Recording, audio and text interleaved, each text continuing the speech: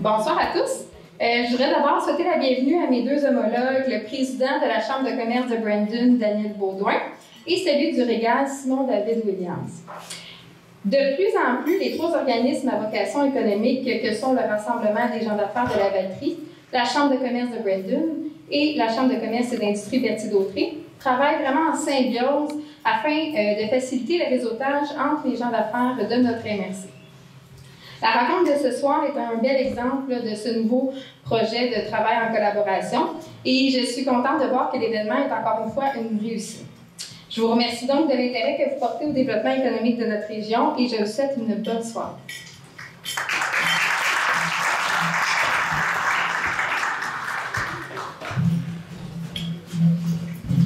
Je vais maintenant vous présenter nos deux conférenciers invités.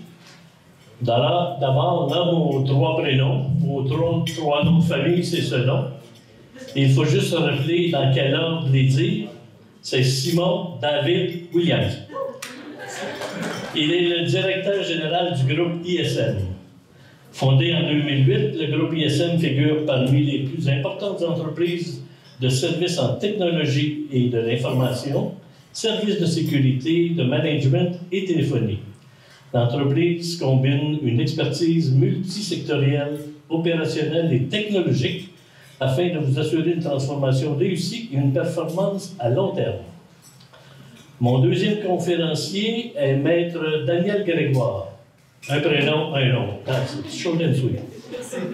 Il est avocat chez Rattel Avocats et Notaires.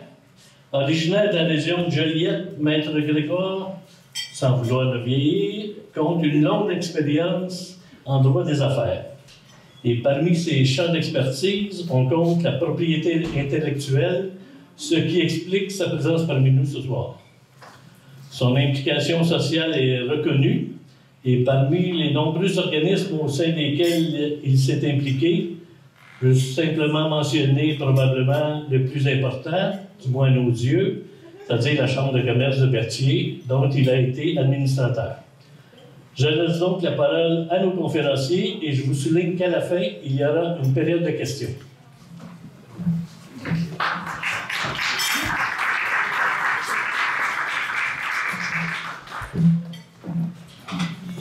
Merci beaucoup.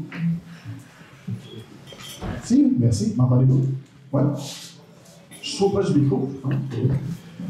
Donc, merci pour ce show d'accueil. C'est super le fun de voir tout le monde. Fait que aujourd'hui, qu'est-ce qu'on va faire? C'est qu'on va visiter le Dark Web ensemble.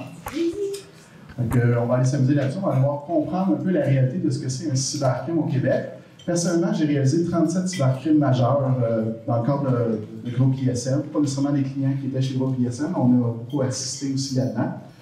Donc, ça va me faire plaisir de vous conter des histoires vraies, parcourir à travers ça, puis avoir du fun aussi, hein? On va y aller en légèreté. Si vous avez des questions de mon côté, je suis sûr que Daniel aussi, c'est vraiment ça interactif notre but, fait que si vous voulez nous interrompre, ça va nous faire plaisir. Si vous voulez nous payer un verre, on va être encore plus contents. Ça va être parfait comme ça. Fait que la première partie, ça va être ouvert par moi, puis ensuite, ça va être à toi, Daniel. Hein? Exactement, merci. En fait, à partir du moment où vous allez être accroché et vous allez avoir envie d'avoir plus d'anecdotes de la part de Simon David, moi, je vais vous parler de la loi 25.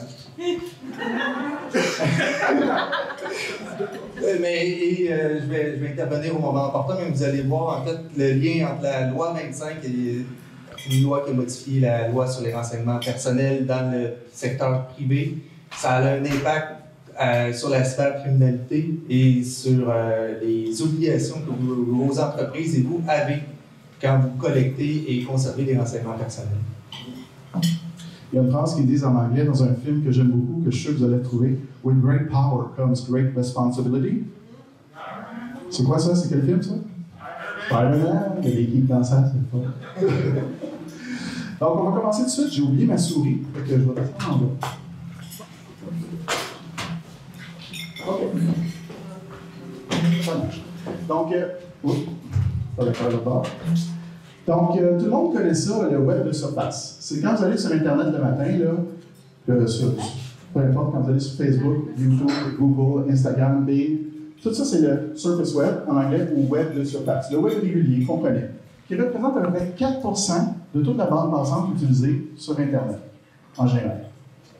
Fait que tout ce que vous faites sur Internet ne représente que 4% de tout le trafic qu'il y a sur Internet. Ensuite de ça, il y a le web profond. Donc, le web profond, lui, représente plus 90%. Il est très gros. Pourquoi? Parce que c'est dans le fond du trafic qui est caché. Il n'est pas indexé, il n'est pas sur Google. Tu sais, si vous tapez serveur de la Caisse des Jardins sur Internet, vous n'allez même pas sur leur serveur directement, vous allez sur une page web. Ça serait difficile de trouver, justement, le serveur bancaire, le serveur de la justice, les serveurs, je ne sais pas, de l'industrie médicale, etc. Ils sont tous cachés. Il faut savoir l'adresse IP, le mot de passe, les accès, et ainsi de suite. Ça, c'est le web profond, comme on dit. Sinon, il y a le dark web, le réseau noir. C'est sombre. Ça sonne dangereux. Mais c'est pas si dangereux que ça. C'est légal d'aller sur le dark web. En fait, le dark web, savez-vous pourquoi il existe? Y en a-t-il ça dans la salle? Non? Ah, bon, c'est bon. Ben, je vous l'explique. En gros, la raison pourquoi ça existe, c'est dans le temps de longtemps, pas si longtemps que ça, parce que c'est Internet, là, mais pour transmettre des documents quand tu es dans un pays où ce que l'Internet était contrôlé, ben, tout passait par le gouvernement, fait qu'il analyse tes pièces jointes, ce que tu envoyais comme test, comme document. Ils ont créé un réseau Tor, qui est 100% anonyme, qui fait en sorte, dans le fond, qu'un journaliste pourrait envoyer une histoire pendant qu'il est en Corée du Nord à l'Amérique, sur qu'est-ce qui se passe présentement, puis personne ne le verrait parce que c'est 100% anonyme. C'est un peu la raison d'être du pourquoi de ce réseau-là. Ça garantit l'anonymat. Et lui, il représente 6%. Fait que 6%, 4%. Il y a plus de choses qui se passent sur le dark que sur le vrai. C'est cool, hein?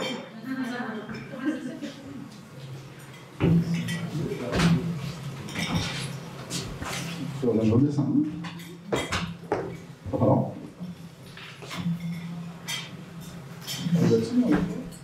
OK. Ben, je vais rester en bas, ça va être plus correct. Tout le monde le voit? Super. Fait que dans le fond, ce qui est le fun du dark web, c'est 100%. Non, je peux pas. Le micro va faire dark web.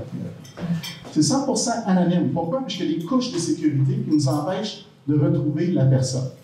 Comment on fait pour trouver quelqu'un quand on est sur Internet?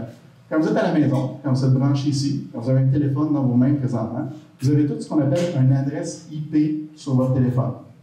Okay? Une adresse IP qui vous identifie sur le réseau public Internet. That's it, that's all. Les fournisseurs d'accès comme Bell, Vidéotron ou d'autres sont obligés d'enregistrer qui a l'adresse IP et à quelle heure. Donc, ils savent exactement à quoi est rattachée l'adresse IP, donc à une personne, et cette personne-là l'avait de telle heure à telle heure. Est-ce qu'on peut changer l'adresse IP en passant? On n'a pas tout le temps à la main. Le fait que sur le dark web, c'est 100% anonyme, c'est qu'on passe par plusieurs ponts. Je vous donne un exemple. Je me connecte au musée du Louvre à Paris à travers le dark web.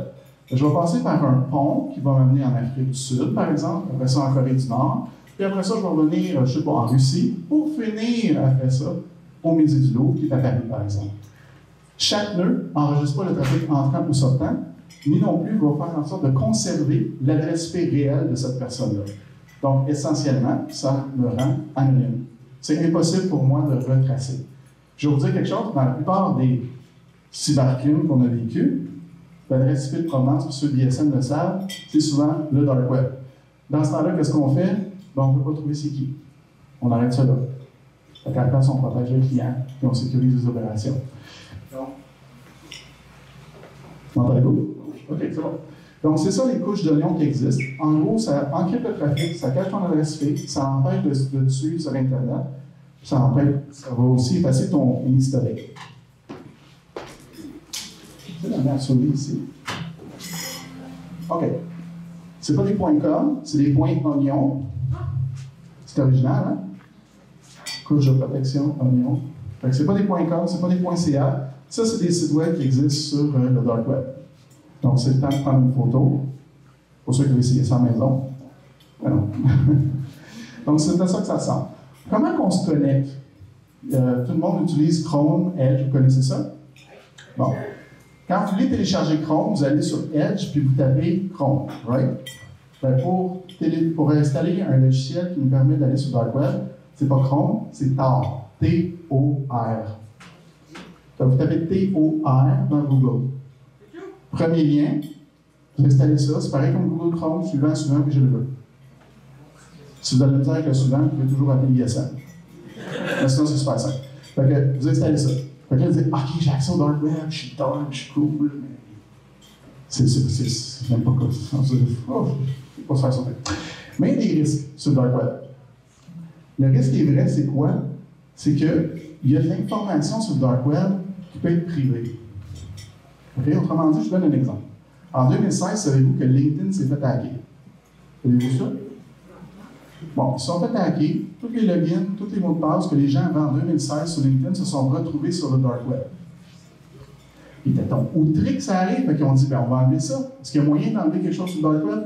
Mais pas du tout. C'est un réseau 100% anonyme, parce qu'on n'a pas de contraintes légales. Donc, on ne peut pas rien faire. Fait que même si Daniel dit, je vais envoyer, je ne sais pas moi, comment tu appelles ça, une mise en demeure? J'imagine? Oui, une mise en demeure, mettons. OK, à quelqu'un de la Corée du Nord. C'est un peu difficile à signifier. Ouais, OK, parfait. Fait que, dans le fond, il n'y a pas de contrainte du tout. Fait que, est-ce qu'on peut enlever quelque chose sur le dark web? La réponse, c'est non. Quand c'est là à vie. That's it, that's all. Et tantôt, si ça vous tente, on ira voir si vos adresses courriel personnelles ou mots de passe, ou peu importe, sont sur le dark web, vous viendrez me voir si ça vous tente. Fait que chaque jour, c'est de pire en pire, parce que ça se cumule. Jusqu'à présentement, tout le monde s'est fait pirater. Hein? C'est rendu quasiment depuis Desjardins, là, on entend parler à tous les jours. Là. La semaine passée, c'est Essence. La semaine d'avant, c'était quoi? Bombardier Racing Products. La semaine d'avant, c'était Sobeys. Tu sais, je veux dire, c'est rendu quasiment commun, malheureusement, à se faire hacker. Une autre affaire, saviez-vous ça? Il y a des gens qui utilisent le même mot de passe à plusieurs endroits. Fait qu'ils mettent le mot de passe, par exemple, personnel, sur leur compte commercial, sur leur compte Amazon, sur leur compte Gmail. Donc, ça veut dire que si mon mot de passe, à cause de LinkedIn, s'est fait hacker en 2016, puis le même mot de passe aujourd'hui, ben, je t'arrête sur tous mes comptes, right? Mais c'est la même chose aussi pour les mots de passe actuels d'entreprise pour lesquels vous travaillez, s'ils se font pirater. Ben, votre mot de passe, ils l'ont, les hackers. Je vais vous le montrer.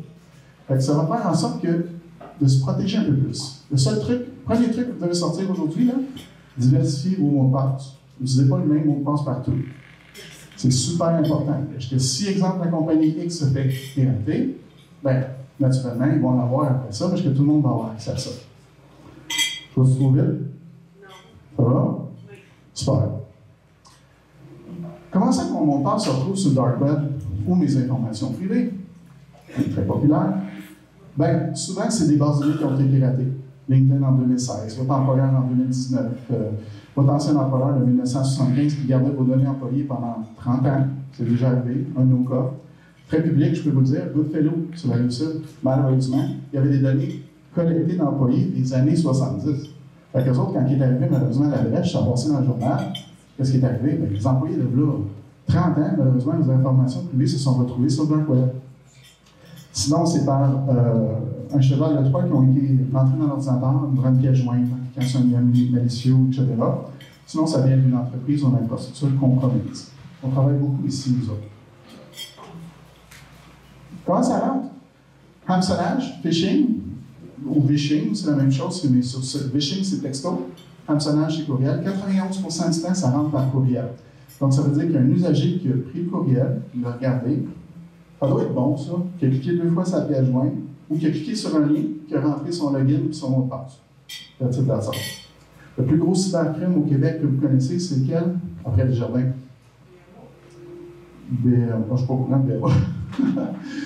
Mais on va dire dans le commercial, parce que je ne suis pas dans les banques, mais on va penser à BRP, par exemple. Quand il est rentré, BRP, c'est par un courriel. Pensez à Sobeys, comment c'est rentré? Un courriel. La plupart des cybercrimes rentrent par courriel. D'autres plus petits crimes, ça va être par le routeur, des ordinateurs qui ne sont pas à jour, des choses comme ça. Sinon, il y a la bonne vieille clé USB, je vous en ai donné une tout à l'heure, je vais vous montrer ce que ça a. Pourquoi on fait ça? Ben, ils veulent utiliser votre ordinateur comme outil, ils veulent voler vos informations. Saviez-vous que votre profil d'information privée vaut 12$? C'est pas pire, là. Fait qu'imaginez, je me ramasse avec une liste de 50 personnes, 50 fois 12$ payant. Sinon, c'est l'espionnage industriel, moins populaire. Le vol d'identité pour lever des faux comptes, des cartes de crédit, des prêts, et sinon, ben, transférer l'argent de votre compte, naturellement. Voici le dark web. Donc là, on est connecté. Tu sais, tantôt, je vous ai dit Tor, là, sur Google. Là. Ça, c'est une page d'un navigateur Tor. On retrouve des onglets, pareil comme dans Google Chrome ou Edge.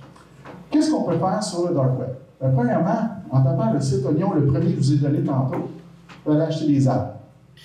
Là, il dit, ben voyons donc, on peut acheter des arbres. Ben oui, tu peux acheter des arbres, c'est fait livrer par Puro. Mais c'est ça. C'est combien, mettons, pour la livraison gratuite? C'est toute livraison incluse. C'est toute livraison incluse. En veux-tu? Dans le fond, ce qui est intéressant de savoir, c'est comment on fait pour payer. Parce qu'on ne voudra pas payer avec notre carte de crédit, right? Ben, c'est le fun. Il y a un réseau de guichets qui existe au Québec, en fait partout dans le monde maintenant, qui s'appelle un réseau de guichets Bitcoin. On va encore dire ça, c'est payant. Bitcoin, il est baissé de 5% hier, mais c'était payant avant. Donc, ce qu'on fait, on s'en va au guichet. Le plus proche guichet d'ici, j'ai vérifié ce soir, il est au Shell à Repentigny. C'était carrément une machine de guichet automatique de Bitcoin. Fait que là, vous arrivez là avec vos sous, avec votre carte, ça vous échangez ça en Bitcoin. Là, les Bitcoins, c'est quoi? C'est l'argent? Non. C'est une série de caractères numériques que vous pouvez mettre dans votre téléphone. Dans ça. Fait que cette série-là de caractères va rentrer dans ce qu'on appelle un portefeuille. Fait que vous installez l'application Coinbase ou BRD, c'est gratuit. Là, vous mettez votre téléphone là, les fonds vont être déposés sur votre téléphone. On suit jusqu'à là? Oui. Parfait.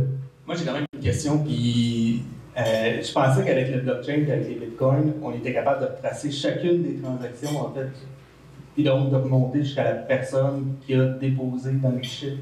Est-ce que je me trompe? Oui. Ah, ok, merci. Mais non, la question était sincère, je me demandais, parce qu'avec le blockchain, on est quand même censé être capable de retracer, de s'assurer de l'authenticité. Oui, mais la personne qui a le portefeuille donne des fausses informations. Okay, ouais. Tu me suis? Dans le fond? Fait que dans le fond, oui, c'est ça. Ils ne prennent pas mon nom, c'est ça. Non, ils prennent le nom d'un autre pour créer le portefeuille. Fait que, dans le fond, vous allez voir, tantôt, on pourrait voler l'identité. En fait, vous allez voir des données de personnes individuelles que j'ai volées. Puis on pourrait prendre cette identité-là, le déposer dans ce compte-là, mais c'est nous qui avons les accès à la série de caractères en question. Mais c'est une très bonne question. Merci. Franchement. Sinon, on peut acheter une citoyenneté. Voulez-vous être un citoyen des États-Unis? Ben oui. Fait qu'on peut payer, ça coûte 1500$ US. On peut acheter ça en cliquant sur le lien Buy Now. N'oubliez pas d'aller chez votre Bitcoin.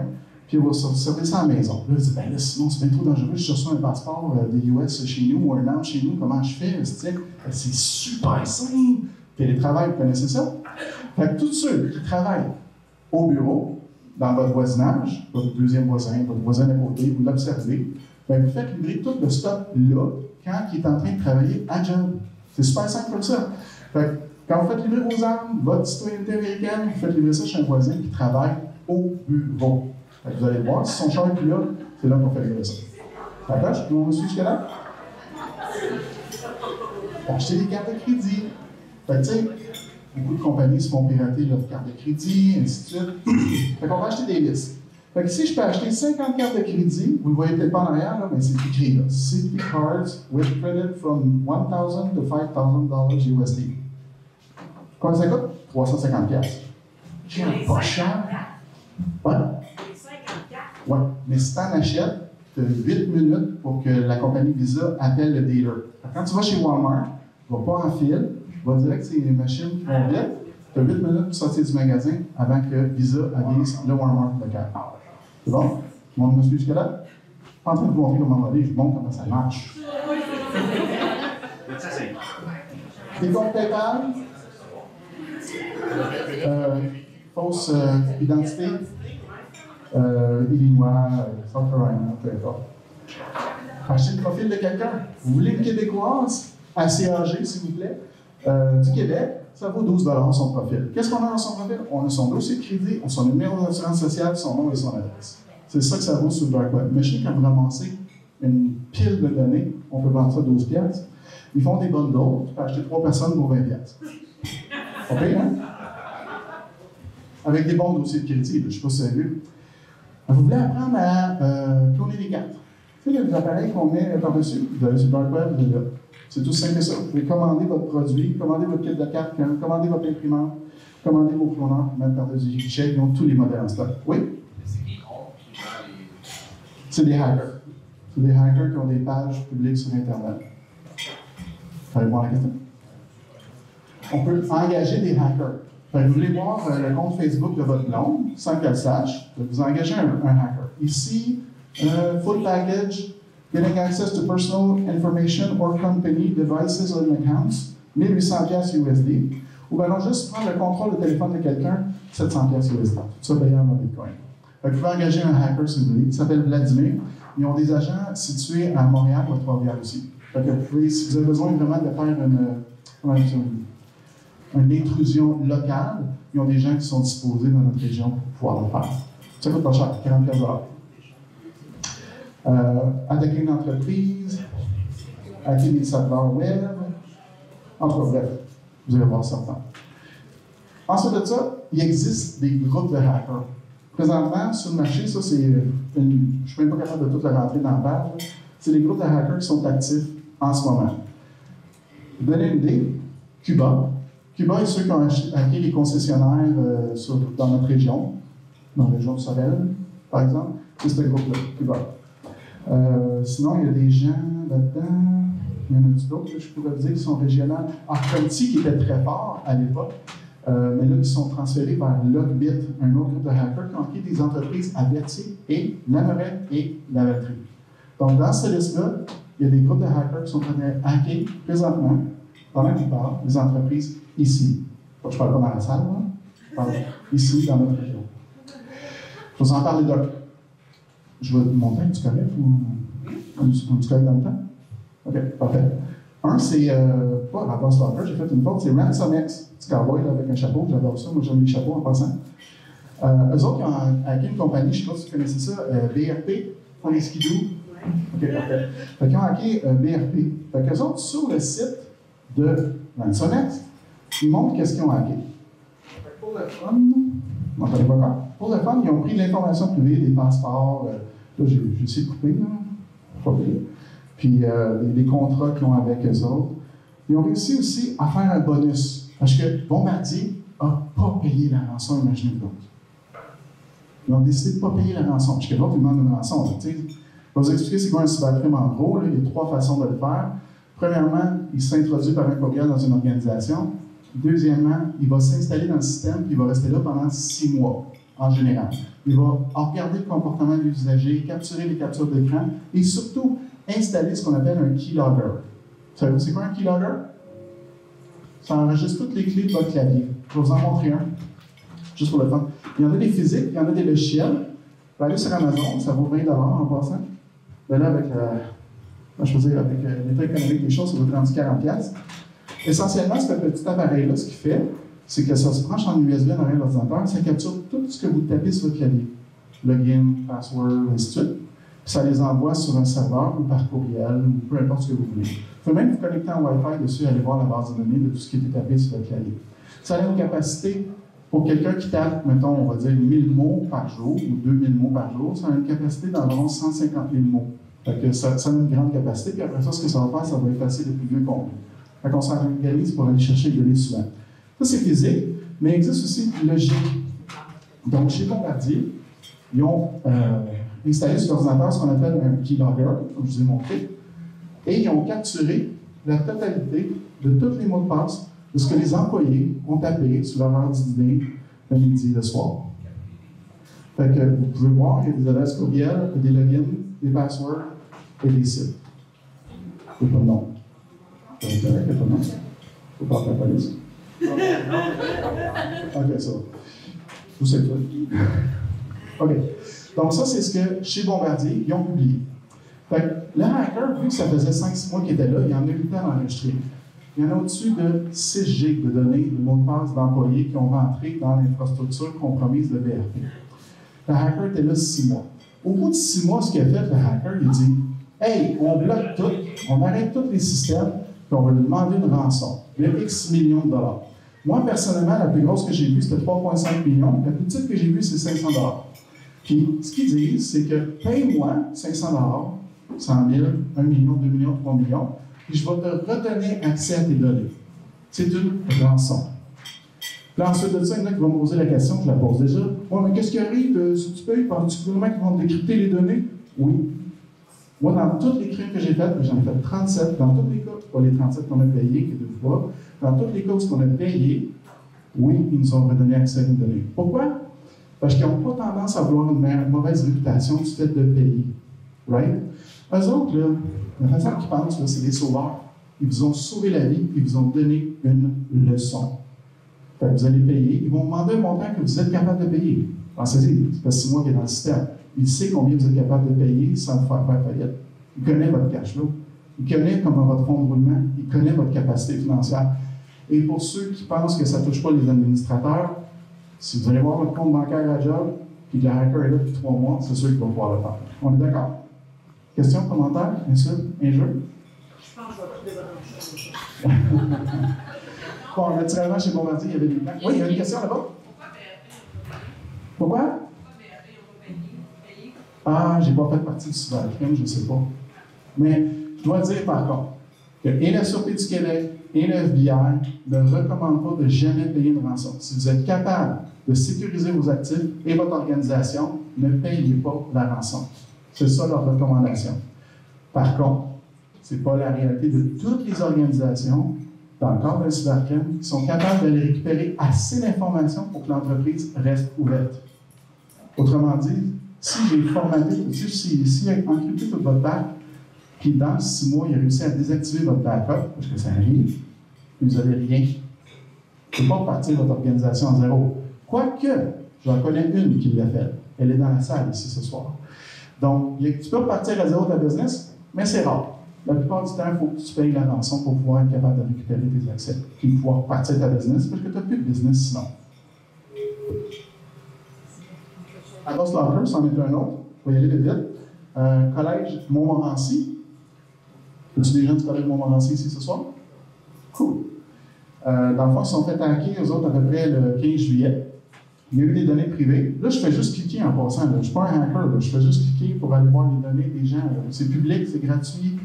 Je suis dans un navigateur. J'ai tapé Montmorency. Enter. Je suis arrivé là. That's it. Et puis là, on peut parcourir les dossiers des employés, les dossiers RH, dossiers d'administration, dossiers des élèves, et surtout la liste des échelles salariales de leur directeur et leur enseignant. Ils font tout en bas de 100 000 en passant. Fait que c'est un peu ça. Intéressant. Le bit, très populaire présentement, c'est vraiment, il est là partout. Et je suis fier de vous dire qu'on a réussi à en arrêter un. C'est cool. Il est en Ontario. Il est en crime actif avec une entreprise de la Norelle. Oui, donc point de service, mais je vous en dis plus, vous allez trouver c'est qui. Il est en crime actif, puis la personne a décidé de payer la rançon. Et malheureusement, on lui a demandé de supprimer les données. Il a tout supprimé les données de l'entreprise. Ils ont récupéré tous les accès, tout était beau. Mais il y a quelque chose qui n'avait pas supprimé, c'était les logins et les mots de passe des employés dans le cadre du crime.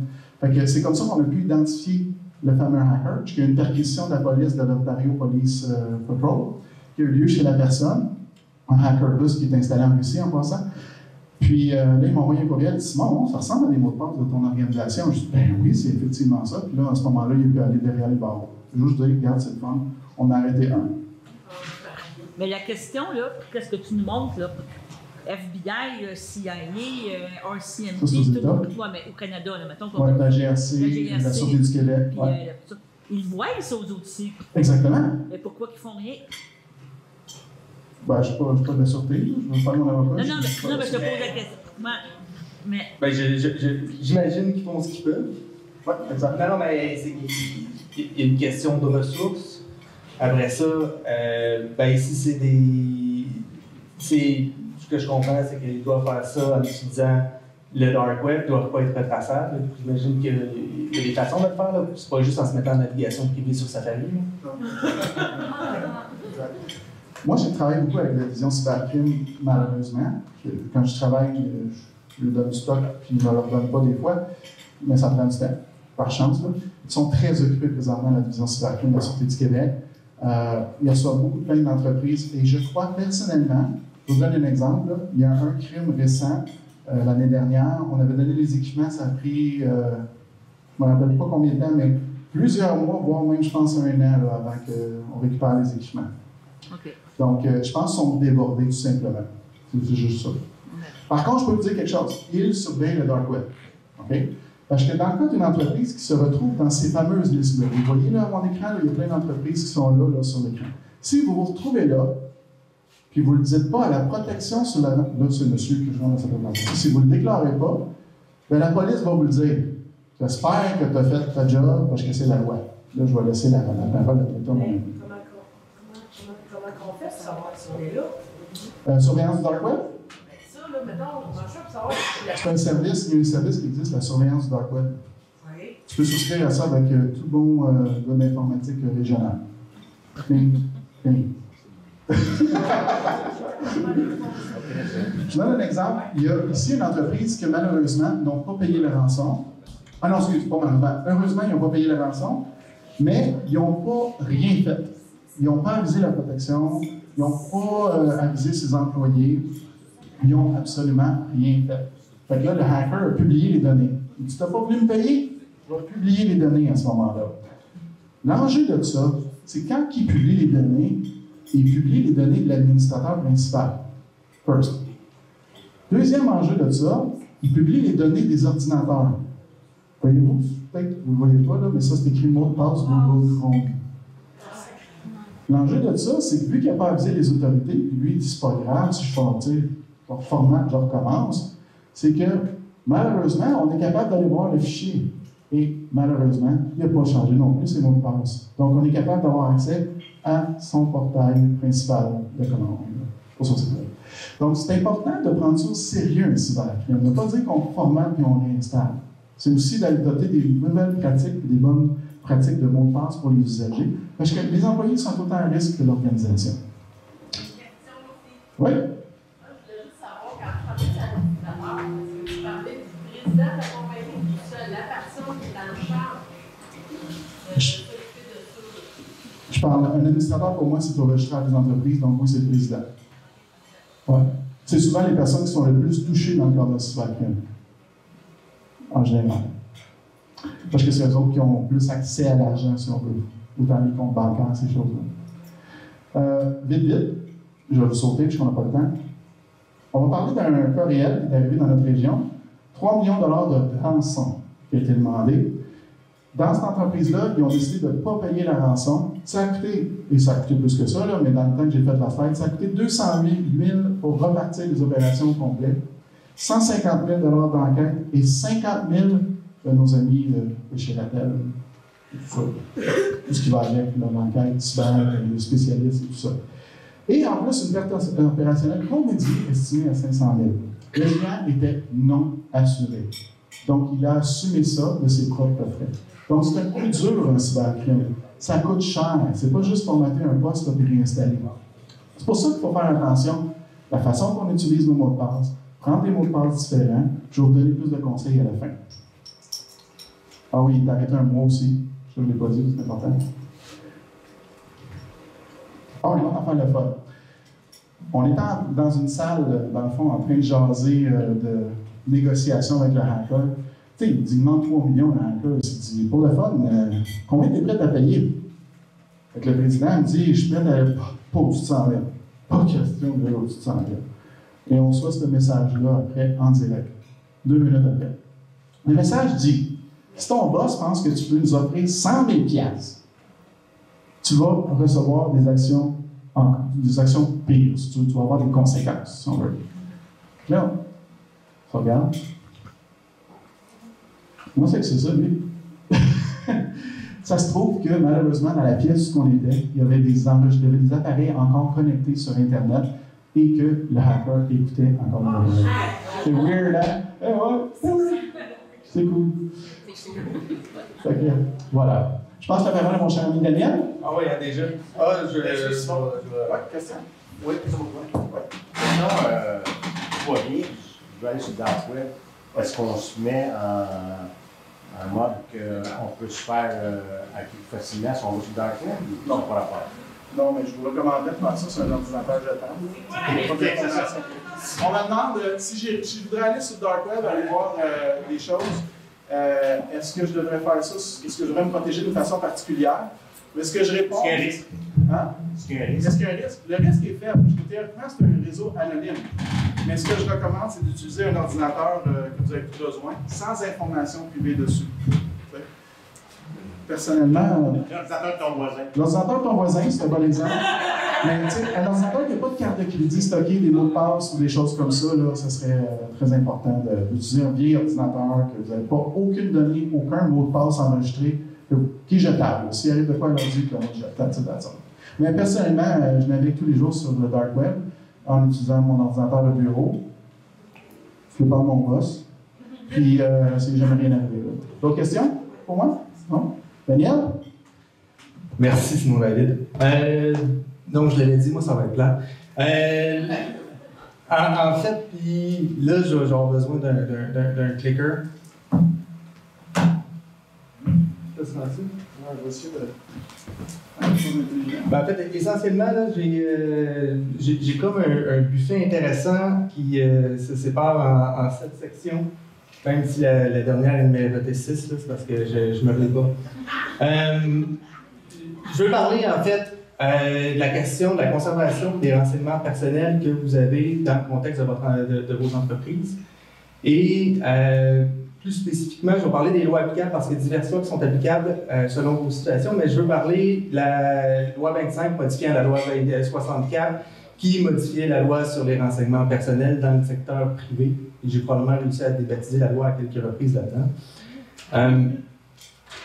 Première des choses, c'est que au fédéral, il y a même des animations. Bon, j'ai fini. Il y a une loi au fédéral qui existe sur les renseignements personnels. Il y a une loi au provincial. Si vous êtes une entreprise ayant des activités au Québec et qui n'a pas de compétences exclusives fédérales, c'est la loi québécoise qui s'applique à vous. Si vous êtes une entreprise de compétences exclusives fédérales, c'est la loi fédérale qui s'applique à vous. Si vous ne savez pas si vous êtes régi par la loi fédérale ou provinciale, c'est parce que c'est la loi provinciale qui s'applique à vous. Parce que généralement, les gens qui sont de compétences fédérales le savent. Je regarde ici une banque, c'est fédéral. Je regarde Kathleen, Desjardins, c'est provincial. Si en fait on regarde, ce qui est important, c'est pas nécessairement non plus l'endroit où l'entreprise est située, mais c'est où ses employés sont situés et où ses clients vont être situés. Si jamais vous avez des clients en Ontario, c'est la loi qui s'applique au territoire d'Ontario qui s'applique. La loi, en fait, l'Ontario n'ayant pas de loi spécifique, ce sera la loi fédérale qui s'appliquera. Si c'est en Colombie-Britannique, c'est la loi de la Colombie-Britannique, la loi de l'Alberta. Et si jamais vous avez des clients en Europe, ce sera le règlement général sur la protection des données. Donc, ça, c'est les lois qui s'appliquent à vous. C'est important parce que chacune de ces lois-là, même si elles ont des objectifs qui sont similaires, ont quand même des exigences qui sont différentes. En Europe, le règlement est beaucoup plus avancé, beaucoup plus restreignant quant aux renseignements personnels et à la gestion des renseignements personnels que ne l'est la loi fédérale et la loi provinciale. Ceci dit, je vais me concentrer sur la loi 25 et sur ce qui, en fait, nous touche en majeure partie, j'imagine. Donc, la loi 25, j'ai parlé avec des gens tantôt, vous en avez probablement entendu parler dans divers regroupements d'affaires. Ça a été discuté, il y a eu des présentations, des formations par des regroupements sur les modifications de la loi 25, mais depuis le 22 septembre 2022, il y a 2 obligations qui sont entrées en vigueur pour les entreprises. La première obligation, c'est la nomination d'un responsable de la protection des renseignements personnels. Donc, chacune des entreprises doit nommer un responsable et le responsable doit apparaître sur le site Internet. Vous le voyez peut-être en petit, mais si jamais vous vouliez communiquer avec notre responsable au bureau, c'est Sébastien Benoît, c'est un comptable, mais il reste quand même assez agréable et c'est lui qu'on a nommé. Autre chose, vous devez maintenant signaler à la Commission d'accès à l'information tout incident de confidentialité présentant un risque de préjudice sérieux. On va y revenir. Et vous devez tenir un registre des incidents de confidentialité. Les cybercrimes que Simon David nous a présentés sont, je vous dirais, l'extrême de l'incident de confidentialité, mais je vais le relativiser, vous allez voir, c'est assez facile de créer des incidents de confidentialité, j'en fais régulièrement. Maintenant, un renseignement personnel, qu'est-ce que c'est? Selon la loi provinciale, c'est tout renseignement qui concerne une personne physique, donc pas une Inc., et qui permet d'identifier. La loi fédérale, elle, décide de dire que c'est tout renseignement concernant un individu identifiable.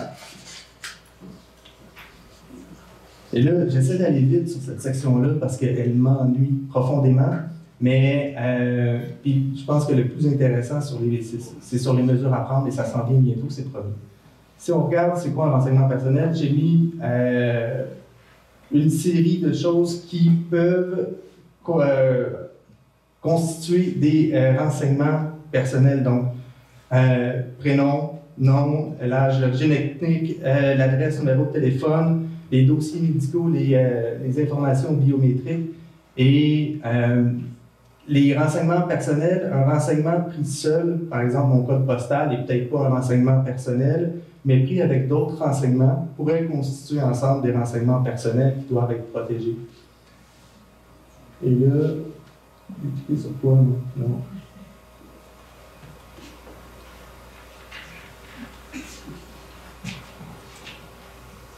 Mes coordonnées d'affaires ne sont pas des renseignements personnels. Donc, les renseignements personnels, c'est vraiment des renseignements par rapport à ma vie privée. Mon adresse courriel de bureau, mon numéro de téléphone au bureau, mon numéro de cellulaire, si je le donne comme étant un numéro pour me rejoindre dans mes fonctions professionnelles, ce ne sera pas un renseignement personnel. Donc, ça, c'est une distinction qui est assez importante à mon avis. Il y a des renseignements qui sont sensibles. Un renseignement sensible, c'est un renseignement auquel la Commission d'accès à l'information va accorder plus d'importance et c'est des renseignements qui, lorsqu'on va évaluer le risque de préjudice, vont peser plus lourd. Donc, les informations relativement à ma santé, à la biométrie, donc mon Face ID sur mon téléphone, mes renseignements financiers en sont des exemples. Il y a aussi l'incidence sur ma réputation. Est-ce que mes allées et venues peuvent constituer des renseignements personnels? Oui. Est-ce que ça peut avoir une incidence sur ma réputation? Ça dépend où je me tiens.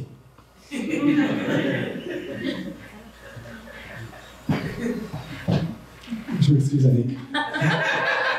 J'ai brisé Annick.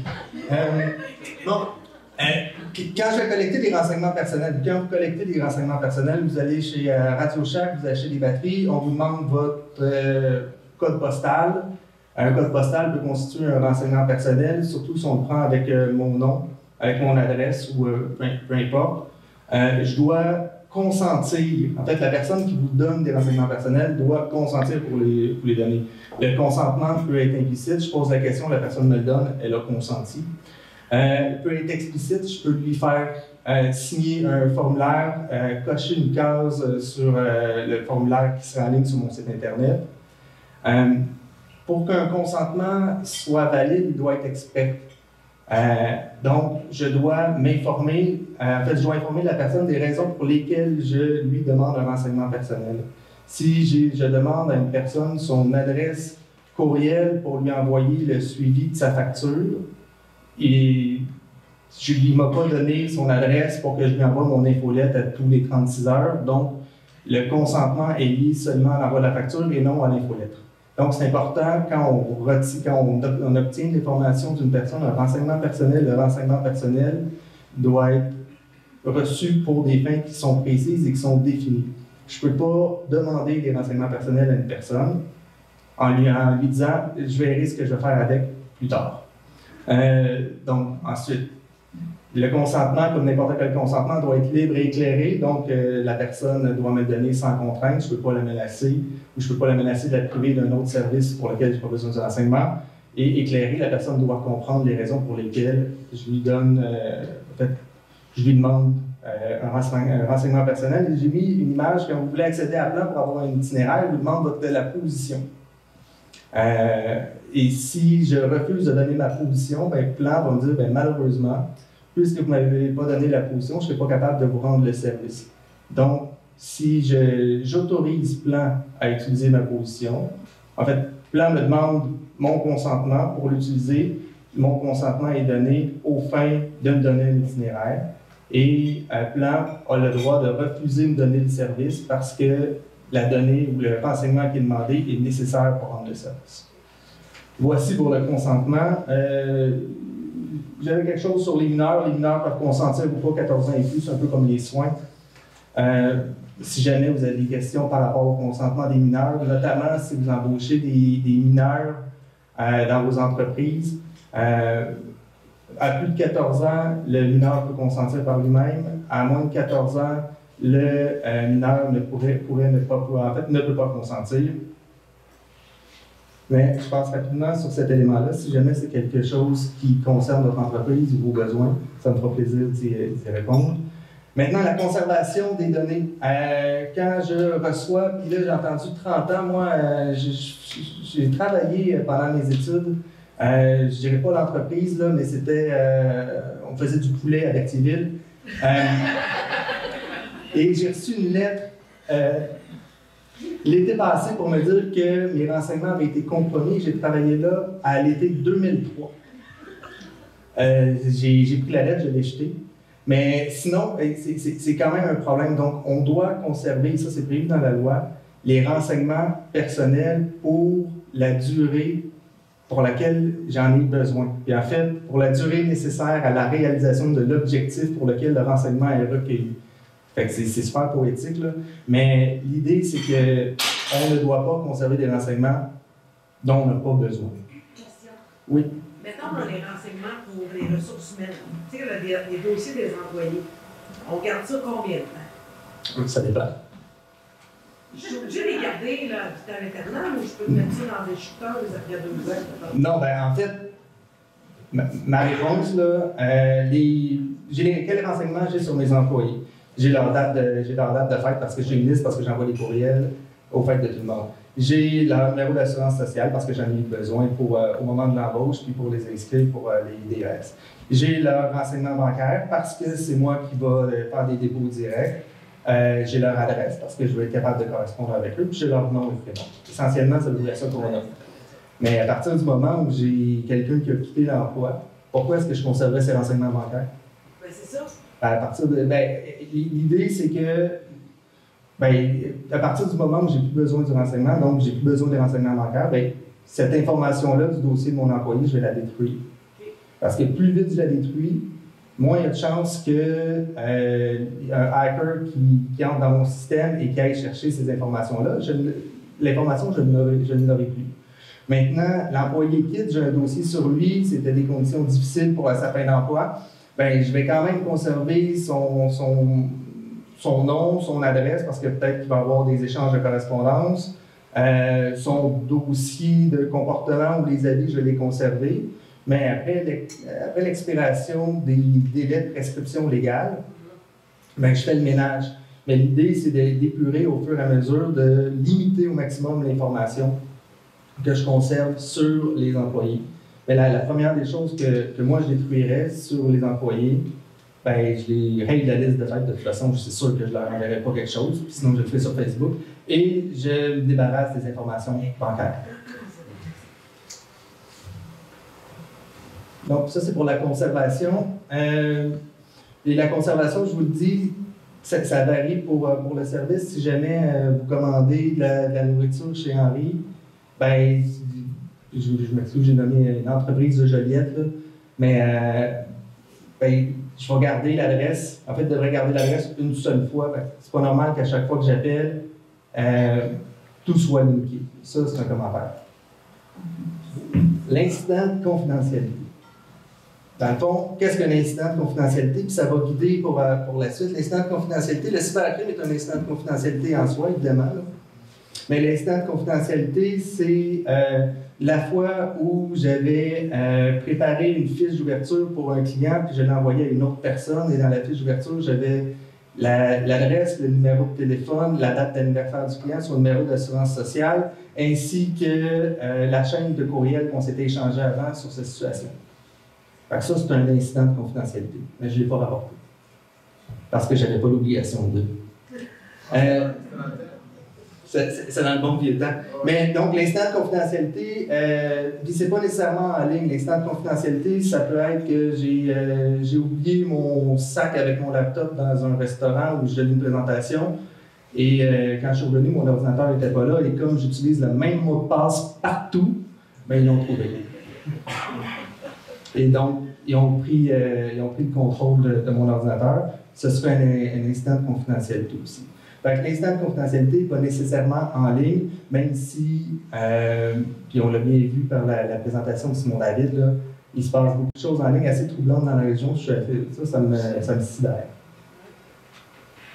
Maintenant, qu'est-ce que je fais si je prends, s'il arrive un incident de confidentialité? Là, sérieusement, la liste, là, c'est la même qu'on trouve sur le site de la Commission d'accès à l'information. Je vais vous guider pas à pas, mais ils ont mis en place une recette et il y a ça bon du site de la Commission d'accès à l'information.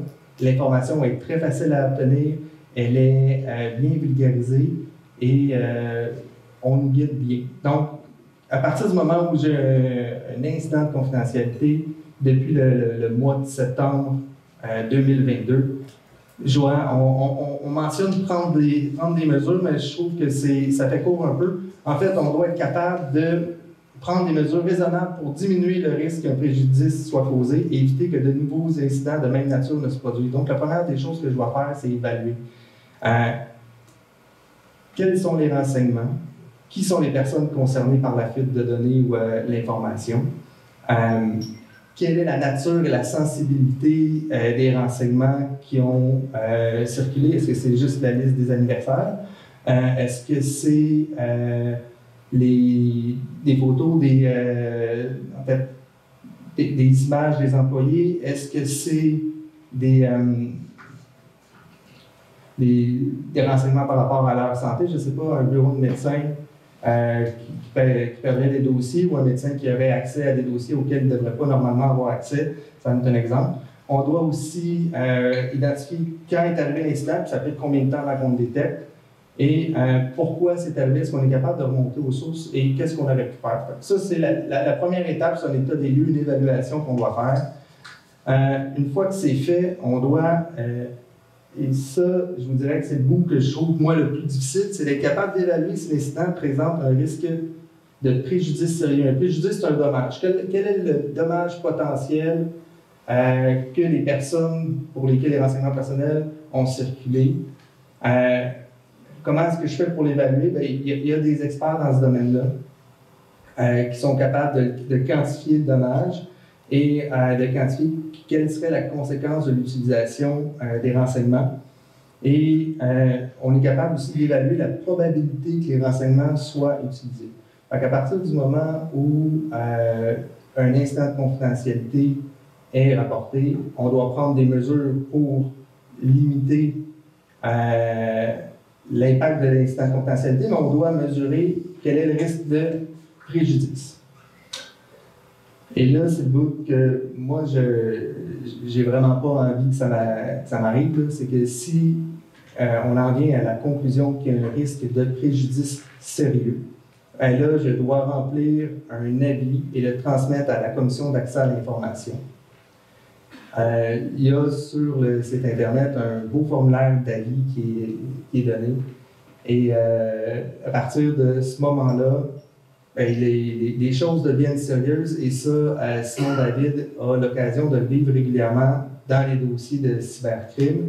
C'est que vous allez devoir gérer les fonctionnaires de la commission, les experts en informatique, les avocats et probablement, là, si vous êtes dans un cas de cybercrime, les policiers. Et on doit aussi, comme le fait l'entreprise de poulet, envoyer un avis détaillé à chacune des personnes concernées. Vous devez être capable de retracer chacune des personnes pour qui les renseignements ont fui. Et moi, je vous dirais, je ne sais pas, j'ai déménagé à quelques reprises depuis 2002-2003 et ils ont quand même été capables de me retrouver. Donc, c'est pas que je me cache non plus, mais juste vous dire qu'il y a quand même un effort pour être capable de communiquer avec chacune des personnes concernées si jamais il y avait un incident de confidentialité qui représentait un risque de préjudice sérieux. Si vous en arrivez à la conclusion que le risque n'est pas sérieux, vous n'avez pas besoin de le dire à personne. Mais vous allez faire un registre. Et le registre, la commission va y avoir accès si elle le demande. Le registre va contenir, là, je l'ai écrit rapidement, les dates des événements, les mesures que vous avez prises à la suite des événements. Fait que vous devez vous faire là, dans votre système informatique un beau registre où la personne responsable va noter chacun des incidents qui vont vous être divulgués. Voilà pour l'incident de confidentialité. Et maintenant, j'arrive un peu aux mesures à prendre. Je sais déjà qu'il y a au moins une personne ici qui ne l'a pas fait, là, mais il faut nommer le responsable et on doit l'identifier sur son site Internet, si vous avez un site Internet. Donc, s'il vous plaît, faites-le. C'est la première obligation. Et si vous ne l'aviez pas fait, vous êtes quelques mois en retard, mais vous ne pouvez pas trop chicaner, mais faites-le. Ensuite, vous devez mettre en place le processus relatif aux incidents de confidentialité, notamment le registre. Le registre demeure quand même quelque chose d'assez sérieux et important à avoir dans votre entreprise, puisque si vous constatez qu'il y a de manière générale des incidents qui se répètent avec la même personne, dans le même secteur de votre entreprise, il y a peut-être des procédures à mettre en place pour éviter des incidents de confidentialité. Et là, on arrive à un autre élément qu'il faut mener des EFPV. Une EFPV, ça c'est nouveau dans le lingo et c'est une évaluation des facteurs relatifs à la vie privée. Il faut être capable de mettre en place ça. En fait, c'est que la loi maintenant prévoit qu'à chaque fois qu'il va y avoir des transactions qui vont avoir un impact sur les renseignements personnels qui sont détenus par une entreprise, donc si on parle d'une transaction commerciale pour une vente d'achalandage notamment, bien, il va falloir faire une évaluation pour s'assurer que la transaction ne mette pas à risque les renseignements personnels qui feront l'objet de la transaction. Donc ça, c'est une obligation qu'on a depuis 2022. Je ne sais pas le nombre d'entre vous qui avez fait une évaluation depuis 2022. Non, moi non plus, j'en ai pas fait. Ensuite, à partir du 22 septembre 2023, vous allez avoir un plan de gouvernance sur les renseignements personnels. Et là, je vais vous allez voir, c'est un peu la checklist des choses à faire pour être à jour et éviter des mauvaises nouvelles. Puis ça va vous aider aussi. C'est un exercice qui est intéressant que nous, on a fait au bureau sur l'état, en fait, c'est un état des lieux qu'on va faire et ensuite prendre des mesures et instaurer des politiques en matière de renseignement personnel. Et là, comment y arriver, comment se conformer pour le mois de septembre 2023. Puis là, je vous dis quoi faire, mais vous n'êtes pas obligé de m'écouter, mais c'est des recommandations. Donc, si vous voulez vous confirmer d'ici le 22 septembre 2023, je vous recommande de faire un plan avec votre équipe, voir qui est votre responsable. Est-ce que vous avez besoin de consultants externes? Il y a des consultants, il y a des gens qui se spécialisent dans le renseignement personnel, dans la gouvernance des entreprises. La gouvernance est un terme qui est à la mode, là. Mais reste qu'une gouvernance, c'est un ensemble de politiques et de procédures qui permettent de mieux gérer notre entreprise. Donc, vous devez adopter un plan de gouvernance spécifiquement pour les renseignements personnels. La première étape, c'est de cartographier, inventorier les renseignements personnels que vous détenez. Et ça, sérieusement, c'est quand même assez troublant de voir la quantité, la masse de renseignements personnels que l'on détient, tant pour nos clients que pour nos employés. Donc, au cabinet, on a un bureau d'avocats, on a des notaires aussi. Évidemment, on a beaucoup de renseignements personnels, c'est un peu notre pain, notre beurre. On est habitué de travailler avec le secret professionnel et de protéger la confidentialité des informations, mais vous allez voir, c'est quand même surprenant. Si vous regardez vos listes de clients, juste toutes les informations que vous avez sur vos clients, bien là, c'est le temps de voir quels sont les renseignements que j'ai, sur qui est-ce que j'ai les renseignements, à quoi me servent les renseignements, puis est-ce que j'ai obtenu le consentement pour ces renseignements-là. Ça, c'est l'état des lieux que vous pouvez faire. Vous pouvez aussi regarder les mesures que vous prenez déjà. Peut-être que vous avez un manuel de l'employé dans lequel vous prévoyez déjà des engagements de confidentialité de la part de vos employés, par exemple. Fait que ça, c'est des mesures qui sont nécessaires, qui sont à prendre. Vous regardez, vous faites votre état des lieux. Ensuite, vous regardez quelles sont les lois qui sont applicables à votre situation. Bon, si vos activités sont toutes au Québec, c'est simple, c'est la loi québécoise, à moins que vous soyez de compétence exclusive fédérale. Sinon, est-ce que vous avez des clients dans d'autres juridictions? Bien là, il faudra valider quelles sont les obligations qui sont prévues dans les lois des autres juridictions. Une fois que c'est fait, pour programmer votre gouvernance, vous avez l'information de la loi, vous avez regardé où vous êtes présentement, vous avez fait un état des lieux. C'est de prendre des mesures tranquillement pour atteindre l'idéal d'ici les 6 prochains mois, en comptant les vacances estivales et la relâche la semaine prochaine. Et par la suite, une fois qu'on fait un programme de gouvernance, bien là, c'est les méthodes de déploiement, mais l'important, puis ce que je vous recommande fortement de faire là, à court terme, c'est prenez quelques minutes avec votre équipe cette semaine au retour de la relâche et regardez quels sont les renseignements personnels que vous avez. Quels sont les renseignements personnels que vous avez et dont vous n'avez plus besoin. Par exemple, les anciens employés, c'est le meilleur exemple. On a tendance à amasser de manière compulsive les dossiers, à tout vouloir conserver en se disant on va peut-être s'en servir. Je fais la même chose avec mes vieilles revues aussi, mais les renseignements personnels ont une nature quand même sensible. Avant, tout était papier, c'est dans une filière. Maintenant, les renseignements personnels, tout ça est sur un disque dur, sur un serveur, et vous ne le savez pas, mais probablement qu'il y a un keylogger de plugger en quelque part et que vous allez recevoir une alerte ou un appel de la SQ qui est en train de monitorer et qui a vu que les informations de votre entreprise étaient disponibles. Fait que ça, c'est ma recommandation, c'est vraiment de faire un état des lieux des renseignements personnels que vous avez présentement. Sinon, je ne sais pas, moi, Simon David, j'arrive pas mal au bout de mon jus. Oui.